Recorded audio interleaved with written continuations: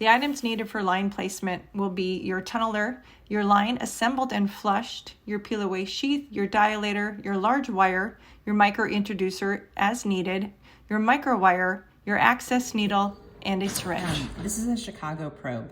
In place of a tunneler that comes in the kit, in a baby for a Broviac line, or for a small line, we may use this to tunnel. Attach the line to the port, verifying that your clear adapter has that black ring facing away from the port. Slide that clear adapter towards the port and it should notch into place. Now it's time to flush our port. Use an injectable normal saline, the straight Huber needle, flush starting on a flat surface, angle the port to flush all remaining air. So now I'm going to go ahead and put in my line. Many times we're going to be using ultrasound, so we'll have our ultrasound probe already draped and up onto the table. And I'm going to look with ultrasound as I go to stick my vessel here. So I'm going to watch, and I'm going to come in with this needle. Once I have a flash, I'm going to go ahead and take this and thread it in my straight micro wire.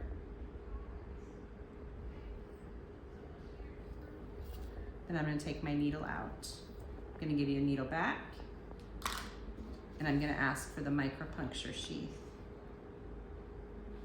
That micropuncture sheath goes on next.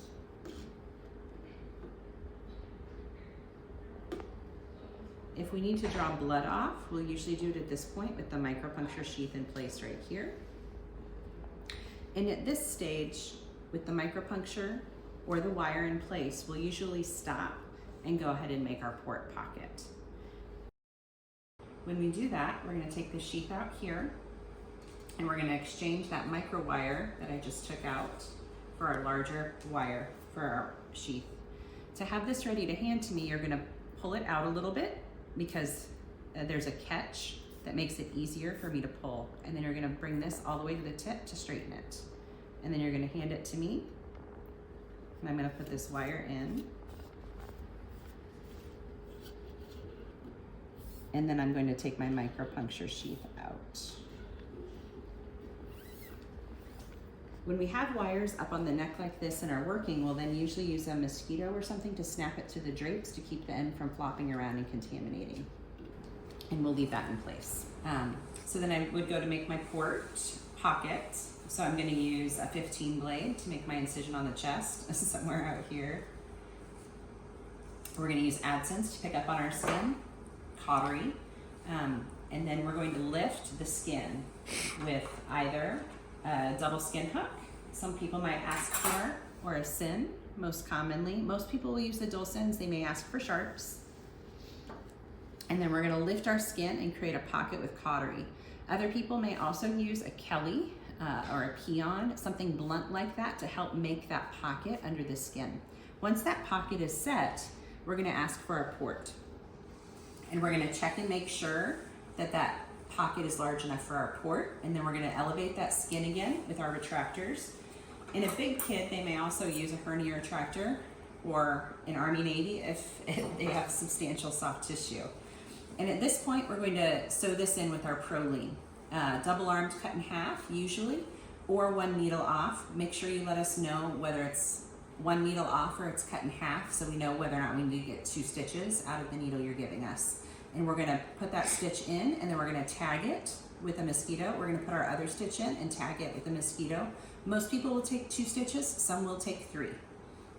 And now our port is set into our pocket, and we're ready to tunnel. If we haven't used local yet, remind us now, and we'll get local through that tract, numbing it all the way up and around to the neck. Then we're going to lift, and we're going to tunnel under the skin with our tunneler up to our neck site and come out here. At this point, we're going to measure our line to determine how deep it needs to be. We're going to ask for 2 DeBakey's usually. We're going to have fluoro come in, and we're going to double check how long we need our line. We'll just assume for this one that I'm going to use the whole line, so I don't have to cut it. So now our line is cut and ready for placement. We're going to place this through sheath.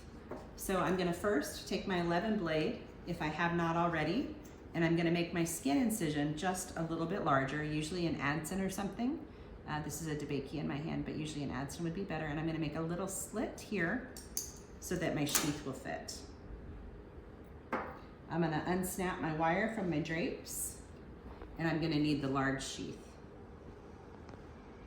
Some people will also want a Raytech because it has a hydrophilic outside that can make it very slippery.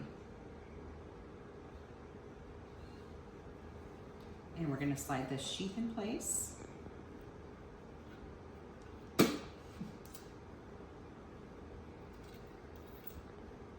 And then we're going to have someone take out this middle part. They're gonna pin the wire to the middle introducer, and that's all going to come out as one and get handed back to you. And then in kids, we'll often go ahead and pop this. There's a valve here, but we'll go ahead and pop this open down to the skin because there's not very much sheath inside. It's going to start bleeding at this point, so we wanna move quickly. And then someone is going to be ready, as we've done that, to go ahead and thread that line down and in through our sheath into that vein. Once it's down into the vein, we're gonna take the rest of the sheath off, and we're watching because, especially on this one, it wants to back out while I'm doing that. And we're gonna make sure that that line stays in place. Then we're gonna just triple check our position, and then we're gonna close our neck, and we're gonna close over our port site down below.